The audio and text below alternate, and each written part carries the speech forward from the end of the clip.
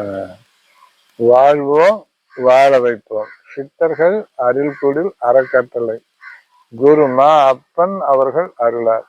அவரது சீடராகிய காவே லட்சுமராசி எனும் நான் அவரிடம் கற்ற கலை உயிர்ப்பு தியான யோகம். உடம்பையும் உடம்பால் நடத்துற மூச்சையும் ஒரு நாளைக்கு ஒரு தடவை 1/4 மணி நேரம் இரவு தூங்கி எழுந்திரிச்சு கழிவுகள் நீராக கழிவுகள்லாம் போன பின்னால ஒரு 6-7 நிமிடம் இருந்து செய்யணும்.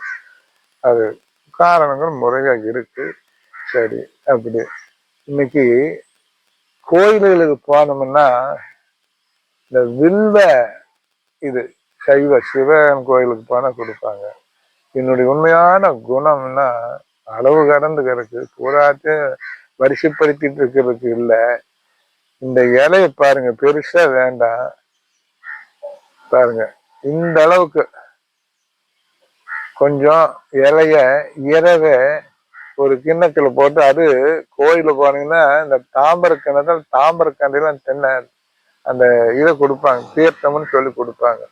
இதை போட்டு எடுத்து சாப்பிட்டாங்கன்னா உள்ள எப்பேற்பட்ட விஷத்தன்மை இருந்தாலும், அதாவது உணவுகளே அவ்வளவு நச்சுத்தன்மை வருது, அதையெல்லாம் நீக்கக்கூடிய சக்தி.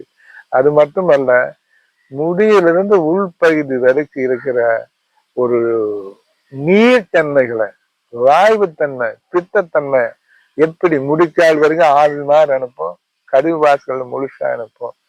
முறையா போட்டோம்னா நிறமே தண்ணி கொஞ்சம் மாறித்தான் இருக்கும். நீங்க தினமும் கிடைச்சால் இந்த அளவுக்கு ஒரே ஒரு டம்ளர் தண்ணியில ஊற போட்டோம், காலையில எல்லாம் முடிச்சு ஏதோ உடற்பயிர் அது இது செஞ்ச பிறகு ஒரு 5-6 நிமிடம் தான் இந்த இலைய போட்டு முதல்ல வாயில கசகசன்னு கடிங்க. கடிச்சு சாப்பிட்டு அந்த தண்ணி ஒவ்வொரு வாயா சாப்பிட்டு வாங்க. அதாவது எத்தனையோ முறை நாம் என்னென்னமோ வேண்டி நினைச்சிட்டு இருப்போம். ஆனால் மனம் ஒரு பக்குவ நிலை அடையும், உடம்பு ஆக்க சக்தி பெரியும், இருபாலரின் தன்மை மிக அதிக நிலையில உயரும். வில்வத்துக்கு அவ்வளவு சக்தி இருக்கு. அதனால கரைப்புடுங்க. மூலிகையில் எல்லாமே சக்தி இருக்கு.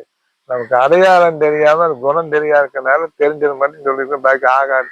எல்லாமே ஆகும். நன்றி, வணக்கம்.